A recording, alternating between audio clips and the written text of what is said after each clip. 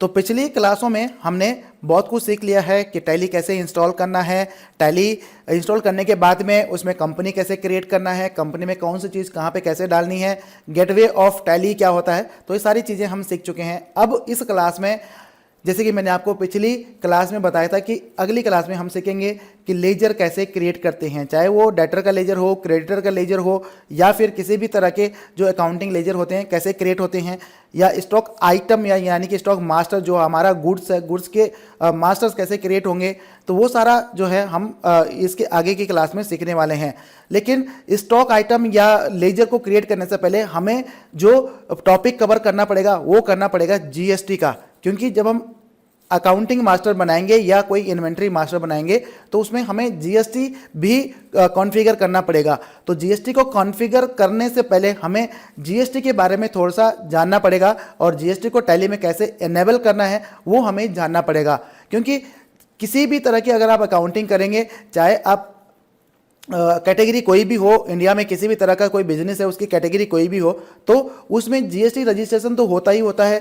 तो जीएसटी को कैसे मेंटेन करना है वो भी हम यहाँ पे सीखेंगे।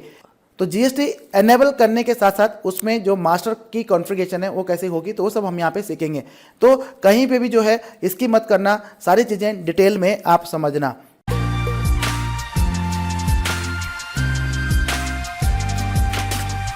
तो जीएसटी को इनेबल करने से पहले हमें जीएसटी के बारे में थोड़ा सा समझना पड़ेगा, जीएसटी क्या होता है।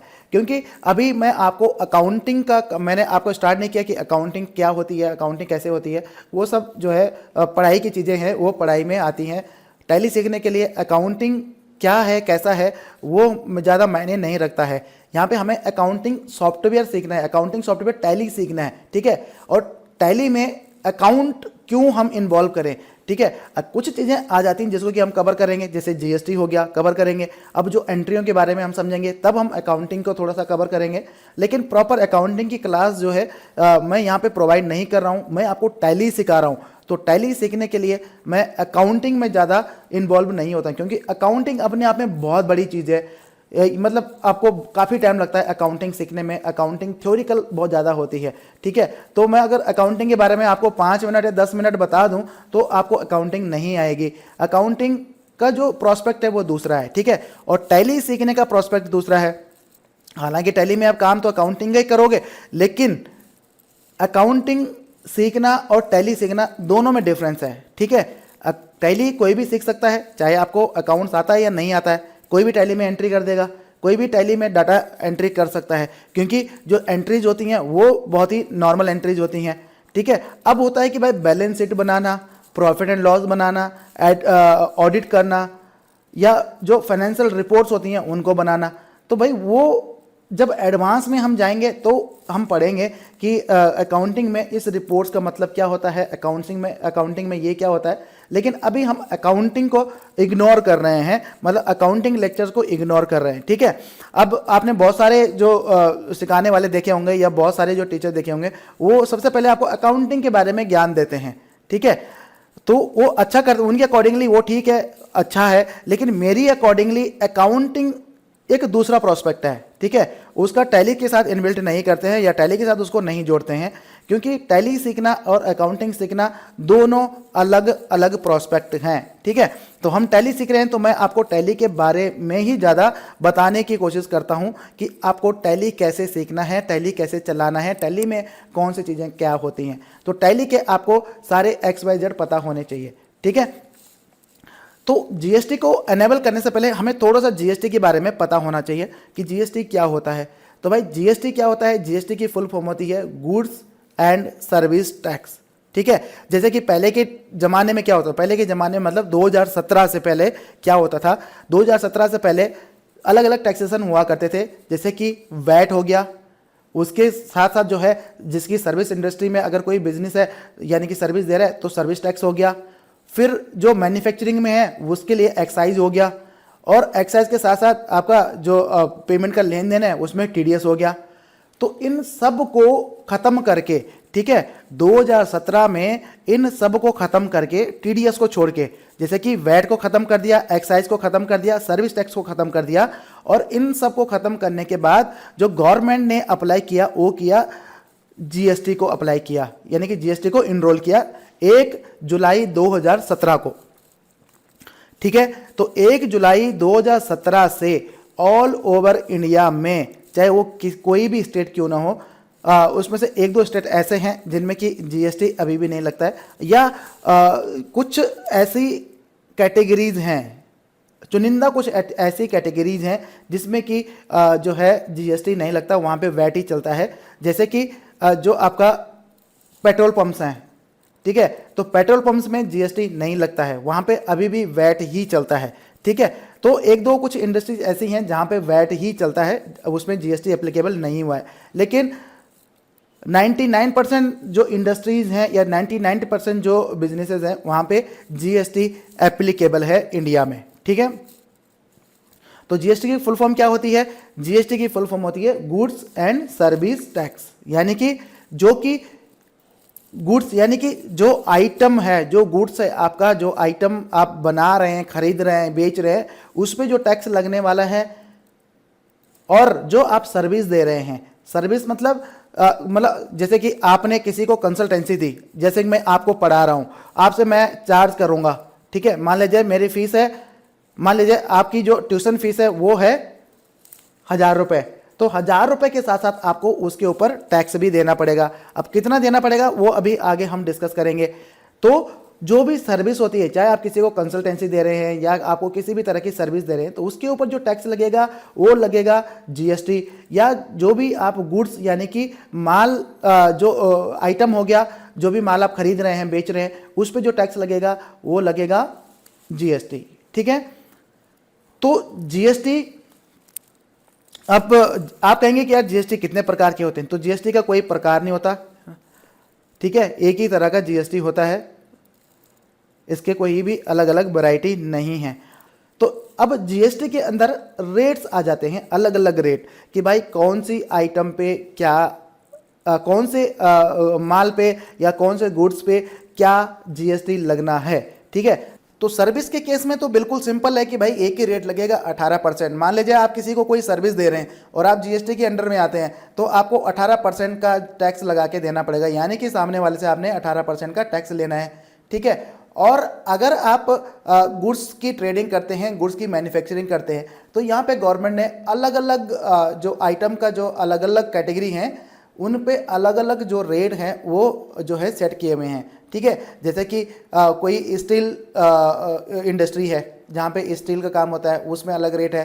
कोई इलेक्ट्रॉनिक्स का जो गुड्स है उसमें डील करता है, उसमें अलग रेट है। जैसे कि आपका जो गारमेंट्स होते हैं, गारमेंट्स पे आके आपके अलग रेट हैं। तो इस तरह से गवर्नमेंट ने सभी आइटम्स को, यानी कि जितने भी आइटम्स होती हैं सभी को जो है कैटेगराइज किया है, और उनके ऊपर क्या टैक्स लगेगा वो जो है प्री डिफाइन कर दिया है। ठीक है, अब जैसे कि मान लीजिए आप कहीं से कोई कंप्यूटर लेके आए, तो कंप्यूटर में कितना टैक्स लगेगा। ठीक है, तो कंप्यूटर की जो कैटेगरी है उसमें जो है 18% का टैक्स लगता है। जितने भी कंप्यूटर के पार्ट्स हैं या कंप्यूटर आप परचेज करते हैं तो उसमें 18% लगता है। तो जो इलेक्ट्रॉनिक सामान होता है तो पहले इस पर 18% लगता था, तो इसको जो है गवर्नमेंट इसको चेंज भी करती रहती है। तो आपको टाइम टू टाइम अपडेट रखना पड़ेगा कि कौन सी आइटम पे कितना टैक्स लगता है। ठीक है, तो जब आप परचेज करेंगे तो परचेज के टाइम पे भी आपको टैक्स लग के आएगा, यानी कि आपको टैक्स पे करना पड़ेगा। तो यहाँ पे मैं एक छोटा सा एग्जाम्पल लेता हूँ, आपको अच्छे से समझ आ जाएगा। तो मान लीजिए आप एक कंप्यूटर आपने खरीदा, आप एक कंपनी चलाते हैं जिसमें कि आप कंप्यूटर का सेल परचेज करते हैं। ठीक है, आप एक कंप्यूटर आपने अपने डिस्ट्रीब्यूटर से या कंपनी से आपने परचेज किया, अपनी दुकान पे रखा या अपने शोरूम में रखा। अब उस पर जो टैक्स लग के आया आपका आया 18%। ठीक है, 18% टैक्स लग के आया। अब आपने उसको सेल कर दिया, फिर आपने जिसको सेल किया उससे भी 18% टैक्स ले लिया। ठीक है, तो अब इस टैक्स का करना क्या है?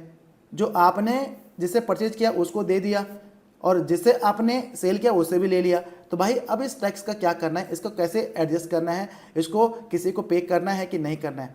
तो जीएसटी क्या है? जीएसटी इंडिया में लगने वाला टैक्स है। ठीक है, बाकी अदर कंट्रीज में भी लगता है, लेकिन इंडिया में जीएसटी लगता है ऑल ओवर इंडिया में।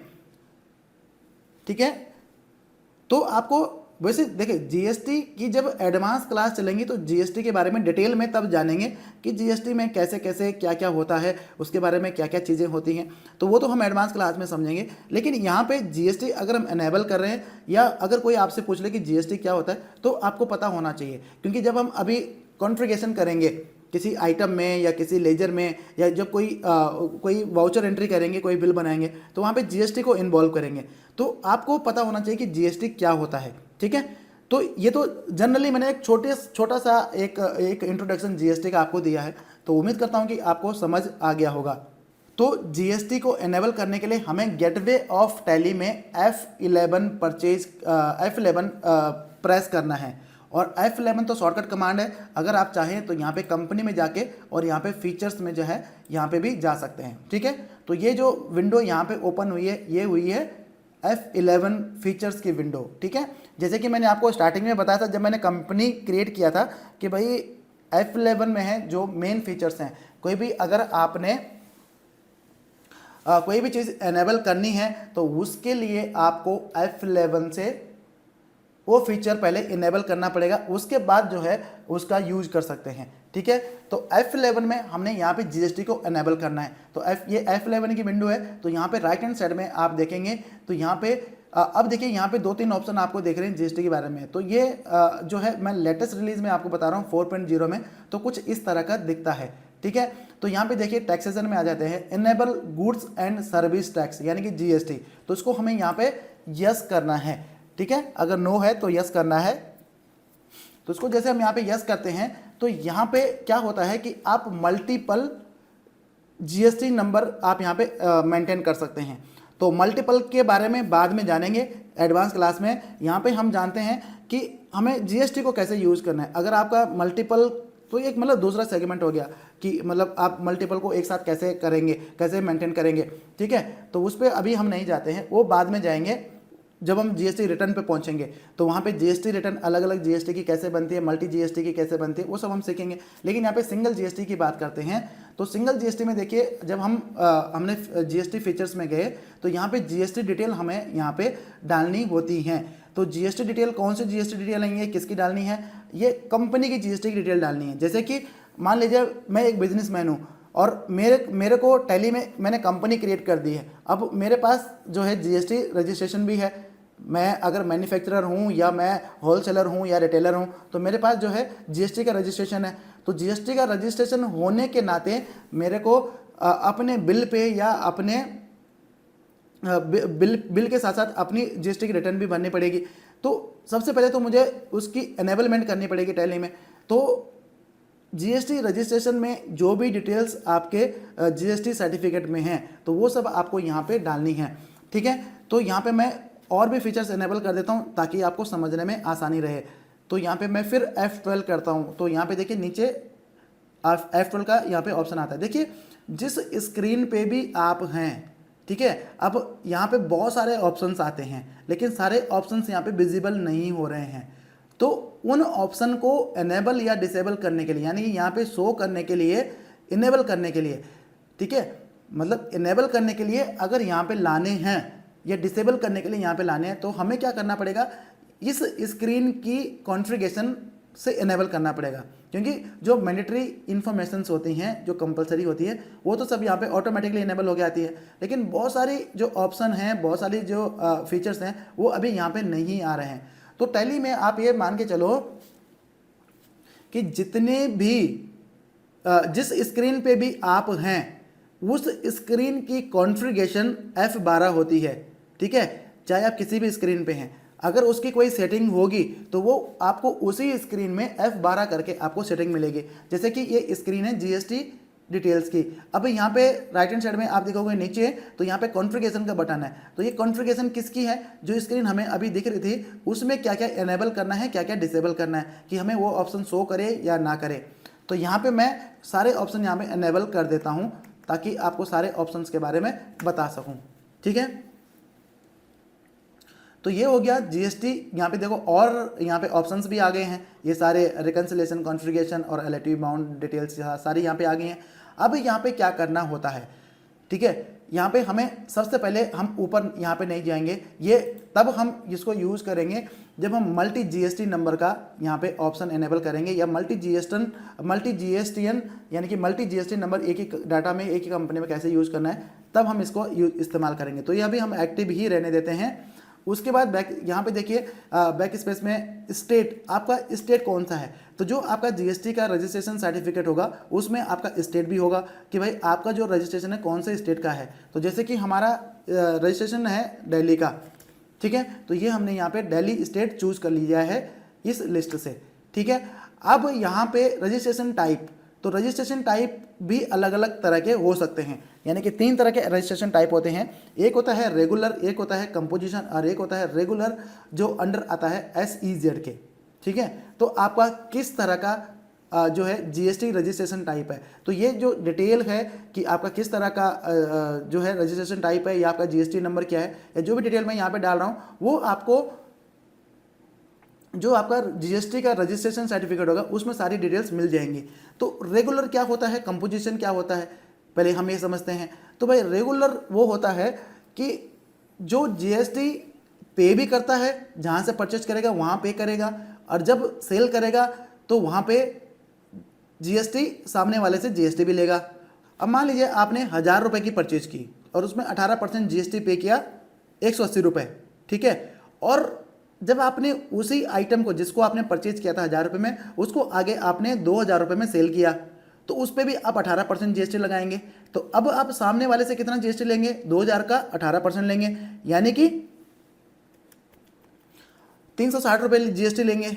अब आपने लिया तो 360 है जब आपने सेल किया, लेकिन जब आपने परचेज किया था उस आइटम को आपने 180 रुपये आपने जीएसटी पे किया था, तो जो बीच का 160 रुपये है वो कहाँ जाएगा, तो वो किसको जमा करना पड़ेगा, आपको गवर्नमेंट को जमा करना पड़ेगा, ठीक है। तो इस जो रेगुलर जो टाइप होता है जीएसटी का, उसमें यही फ़र्क होता है कि भाई आप सामने वाला जो आपको जीएसटी लगा रहा है, या जो आप जब आप परचेज कर रहे हैं, जब आप जीएसटी पे कर रहे हैं, और जब आप जीएसटी सामने वाले से ले रहे हैं, जिसको सेल कर रहे हैं उसे ले रहे हैं, तो जो आपने जीएसटी पे कर दिया है उसका आप जो है इनपुट क्रेडिट यानी कि एडजस्टमेंट कर सकते हैं। तो उस जो अमाउंट आपने सेल किया है, सेल करने में जो आपके पास जीएसटी आया है उसमें से आप उस जीएसटी को लेस कर सकते हैं, यानी कि उसका क्रेडिट ले सकते हैं जो कि आपने परचेज करते टाइम पे कर दिया है। और जो अमाउंट आपके पास बचेगा इनपुट को जो आपका परचेज करते टाइम पे जो जीएसटी आपने लिया था उसको लेस करने के बाद में वो आप जीएसटी गवर्नमेंट को पे करेंगे। जैसे कि मैंने अभी आपको एग्जांपल दिया, आपने 1000 रुपये की चीज़ परचेज की जिसमें कि 180 रुपये आपने जीएसटी पे किया, और 2000 रुपये की उसी आइटम को सेल किया जिसमें कि आपने 360 रुपये सामने वाले से लिया। तो 360 रुपये सामने वाले से लिया और 160 रुपये पहले आप जो है परचेज करते टाइम पे कर चुके हो, तो आपके पास बचा कितना, 160 रुपये। तो 160 रुपये हमें गवर्नमेंट को जमा करना है। तो इसकी भी डेट होती है कि कौन सी डेट को जमा करना है, कब रिटर्न भरना है, क्या भरना है, तो ये हम जीएसटी वाली क्लास में समझेंगे, ठीक है। तो जो आपका 160 रुपये जो आपने जमा करना है, तो उसकी आपको डिटेल भी तो गवर्नमेंट को देनी पड़ेगी, यानी कि रिटर्न भरते टाइम पे डिटेल भी देनी पड़ेगी कि भाई ये आइटम मैंने इतने का परचेज किया था, इतने का सेल किया है और ये ऐसा ऐसा है, तो वो रिटर्न में सारे डिटेल आपको देनी पड़ेगी। तो जो रेगुलर डीलर होता है वो इनपुट टैक्स क्रेडिट ले सकता है, यानी कि परचेज के टाइम पे जो उसने जीएसटी दिया है उसको रिटर्न भरने के टाइम पे वो उसका क्लेम कर सकता है और सामने वाले से जीएसटी भी ले सकता है, ठीक है। अब कंपोजिशन क्या होता है, अब कंपोजिशन इसका थोड़ा सा देखो, ये भी एक जीएसटी रजिस्ट्रेशन ही है, ठीक है। तो ये रेगुलर से थोड़ा सा डिफरेंस है। इसमें क्या होता है कि जो आपने जीएसटी पे कर दिया, जब आपने बिल लिया किसी से, कोई माल परचेज किया, बिल लिया, तो उसका आप जो है इनपुट टैक्स क्रेडिट नहीं ले सकते हैं। चाहे आपने कितने का भी परचेज कर दिया और सेल करते टाइम पे आपने कितने का भी सेल कर दिया, तो उसका जो है आप इनपुट टैक्स क्रेडिट नहीं ले सकते हैं। आपने मोटा मोटा जो है एक स्लैब है कि आपने पूरे साल में या पूरे क्वार्टर में इतना जीएसटी, इतना परसेंट आपने आपकी इनकम पे करना है, ठीक है। जो भी आपने कमाया है उसमें आपने, जो भी आपका प्रॉफिट है उसमें आपने इतना जीएसटी जमा करना है, ठीक है। तो वो रिटर्न वाले सेशन में हम समझेंगे कि कितना जीएसटी है, कितना है, क्या है, कैसा है। लेकिन कंपोजिशन जो है वो इनपुट टैक्स क्रेडिट नहीं ले सकता, यानी कि परचेज करते टाइम पे जो जिसने जीएसटी पे किया है उसका इनपुट टैक्स क्रेडिट नहीं ले सकता और ना ही सामने वाले से जीएसटी ले सकता है, ठीक है, कंपोजिशन वाला। जैसे कि आप रिटेल में जाते हैं ना, जहाँ पे छोटे मोटे दुकान होती हैं, जहाँ पे ग्रोसरी का सामान है, छोटी मोटी हैं, तो इसका भी एक स्लैब है कि अगर आपकी जो पूरी टर्नओवर इतने तक है तो आप जो है कंपोजिशन डीलर के लिए यानी कि कंपोजिशन के लिए अप्लाई कर सकते हैं। लेकिन जैसे ही उस स्लैब को आप क्रॉस करेंगे तो आपको रेगुलर में उसको कन्वर्ट करना पड़ेगा। ठीक है, तो अभी कितना टर्नओवर है क्या है इस पर नहीं जाते हैं, इसमें बाद में डिटेल में जो है आपको समझाऊंगा। तो तीसरा जो टाइप होता है वो होता है रेगुलर SEZ। अब इसमें क्या होता है, इसमें क्या डिफरेंस है? तो इसका सिंपल सा डिफरेंस है कि भाई SEZ क्या होता है, इसमें ये एग्जम्प्ट होता है, एग्जम्प्ट यूनिट होती है। मतलब जैसे कि आप एक्सपोर्ट कर रहे हैं तो एक्सपोर्ट के केस में क्या होता है कि आपका जो रजिस्ट्रेशन है, आप कहते हैं कि भाई मेरे को तो टोटली एक्सपोर्ट करना है, मैं बाहर की कंट्री में एक्सपोर्ट करूँगा, मैं कोई सामान बनाता हूँ, कोई प्रोडक्ट बनाता हूँ या मैं कहीं से खरीदता हूँ, तो मैं जो है डायरेक्टली एक्सपोर्ट ही करूँगा। ठीक है, तो आपको GST क्या करेगा, GST सर्टिफिकेट में आपका जो GST रजिस्ट्रेशन टाइप रहेगा वो रेगुलर SEZ रहेगा, यानी कि स्पेशल इकोनॉमिक जोन, जिसमें कि क्या होता है एक GST में वो एग्जम्प्ट होता है, वो 0 रेट पे जो है काम करता है, ना तो वो आगे से GST लेता है और ना ही देता है। ठीक है, तो ये SEZ हो गया एक स्पेशल इकोनॉमिक जोन। ठीक है, तो हम यहाँ पे क्या लेते हैं, रेगुलर लेते हैं, क्योंकि हमने यहाँ पे GST परचेज करते टाइम पे लगाना भी है और सेल करते टाइम पे GST लगाना भी है और परचेज करते टाइम पे GST पेना भी है, देना भी है। ठीक है, तो यहाँ पे SSC ऑफ अदर टेरिटरी क्या होता है, तो देखिए ऑल ओवर इंडिया में 5 स्टेट ऐसे हैं जो कि अदर टेरिटरी में आते हैं। ठीक है, जिसमें से कि अंडमान एंड निकोबार हो गया, उसके बाद दूसरा हो गया डाबरा एंड नगर हवेली हो गया, तीसरा चंडीगढ़ हो गया, चौथा लक्षद्वीप हो गया एंड दमन हो गया एंड दीव हो गया। ठीक है, तो ये कुछ ऐसे स्टेट हैं जो कि अदर टेरिटरी के अंडर में आते हैं। तो अगर आपका इन 5 स्टेट में से किसी में भी अगर आपका रजिस्ट्रेशन है तो आप जो है अदर टेरिटरी को यहाँ पे इनेबल कर सकते हैं। इसका इफेक्ट मैं आपको जब रिटर्न के टाइम पे बताऊंगा। तो जैसे कि मैंने आपको बताया कि हमें जो डिटेल भर रहे हैं यहाँ पे रेगुलर डीलर की डिटेल भर रहे हैं, तो यहाँ पे अब हमें आगे क्या डालना पड़ेगा, क्योंकि हमने अदर टेरिटरी को नो कर दिया तो अब हमें यहाँ पे GSTN नंबर डालना पड़ेगा। तो जो आपका GST सर्टिफिकेट होगा वो आपका GST उसके ऊपर आपका GST नंबर भी होगा।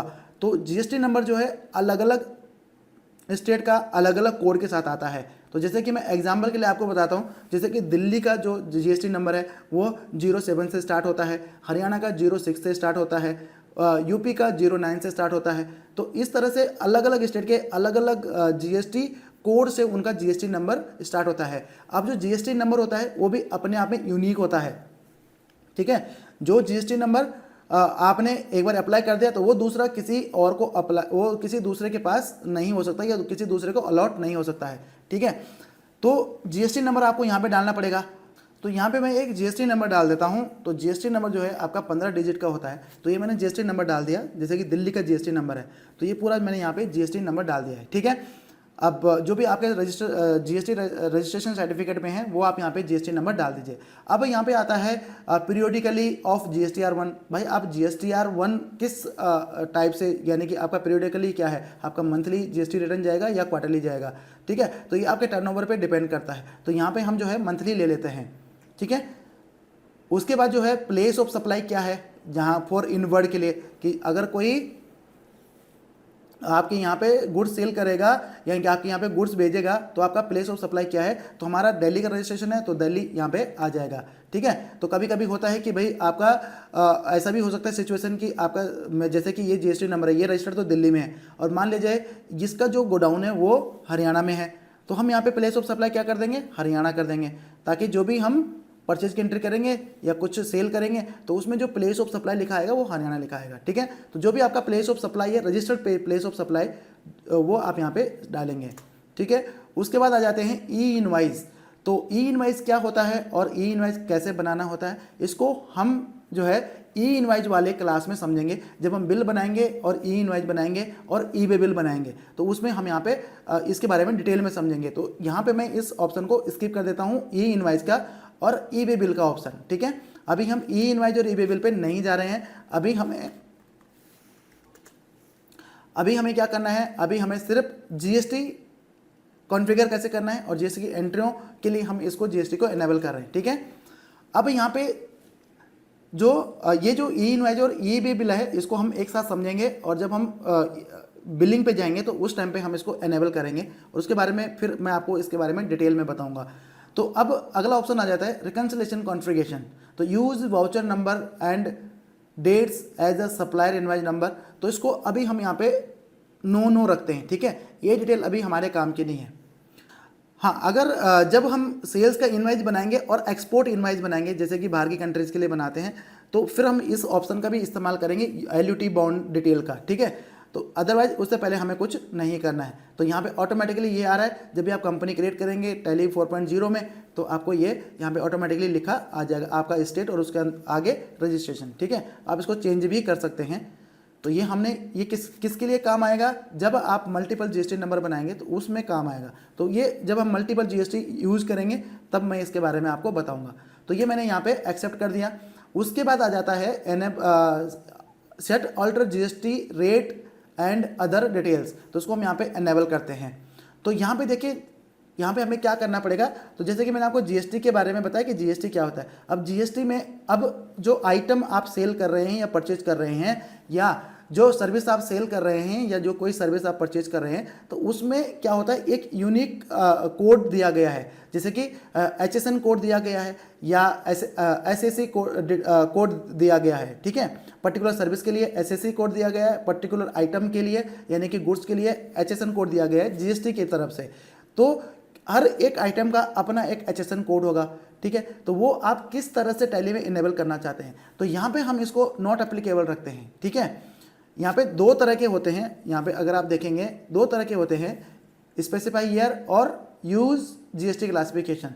तो हमें यहाँ पे स्पेसिफाई तब करना है कि अगर आपकी कंपनी ऐसी है जो कि गुड्स में डील नहीं करती है, यानी कि अलग अलग HSN में भी डील नहीं करती है, बस एक ही तरह की सर्विस देती है जिसमें कि एक ही HSN है और एक ही जीएसटी रेट है, तो उस केस में आप यहाँ पे सेट कर सकते हैं। फिर आपको कहीं और सेट करने की जरूरत नहीं है। ठीक है, तो डिटेल में अभी जैसे जैसे इसकी जरूरत पड़ेगी तो डिटेल में आपको बताऊंगा। तो इसको हमें यहाँ पे नॉट एप्लीकेबल रखेंगे, और इसको भी जीएसटी रेट डिटेल को नॉट एप्लीकेबल रखेंगे। ठीक है, सो जीएसटी एडवांस इसको भी हम यहाँ पे अभी नो रखते हैं। बस इसको हमने एंटर करके हमने यहाँ पे सेव कर देना है। ठीक है, तो ये हमारा क्या हो गया, हमारा जीएसटी हमारा कंपनी में एनेबल हो गया है। ठीक है, अब हम कोई भी काम करेंगे जीएसटी का काम इस कंपनी में इस डाटा में कर सकते हैं। जीएसटी का इनवाइस बना सकते हैं, जीएसटी का लेजर बना सकते हैं। जो हम लेजर बनाएंगे उसमें जीएसटी जो है कॉन्फ़िगर कर सकते हैं। जो हम स्टॉक आइटम बनाएंगे उसमें जीएसटी कॉन्फ़िगर कर सकते हैं। तो हमारे जीएसटी के सारे ऑप्शन खुल गए हैं, क्योंकि जीएसटी हमने मेन F11 फीचर में एनेबल कर दिया है। ठीक है, तो इस क्लास में हमने जीएसटी के बारे में समझा कि जीएसटी टैली में किस तरह से एनेबल होता है, किस तरह से डिटेल्स डलती हैं। तो सारी चीज़ें हमने यहाँ पे समझा। अब ये क्लास जो है काफ़ी लंबी हो गई है, इतना लंबा क्लास को मैं नहीं खींचना चाहता हूँ। तो अब रह गया हमारा कि भाई हमें स्टॉक आइटम कैसे बनाना है और लेजर कैसे बनाना है, जो हमारे डेटर क्रेडिटर के लेजर है। तो उसको अब हम जो है उस पर स्टार्ट करेंगे नेक्स्ट क्लास में। ठीक है, तो ये चीज़ आपको अच्छे से समझ आ गई। अगर आपका कोई क्वेश्चन है तो मेरे को कमेंट बॉक्स में कमेंट कर सकते हैं, और जो लाइव सेशन ले रहे हैं वो लाइव सेशन में भी आप अपना क्वेश्चन पूछ सकते हैं। और अभी जो आपका चैट सेशन है जहाँ पे आप चैट के थ्रू अपना मैसेज या कमेंट भेज सकते हैं। ठीक है, तो अभी मैं उसको रिप्लाई करूँगा, और जो लाइव सेशन वाले हैं उनके जो क्वेश्चंस हैं उनको मैं लाइव सेशन में लूँगा। ठीक है, और जो इस वीडियो को यूट्यूब में देख रहे हैं, अगर आपको ये दिख रही है, मतलब आपके लिए अपलोड किया गया है इस वीडियो को, तो भाई आपके अगर कोई क्वेश्चन है तो मेरे को कमेंट कर सकते हैं।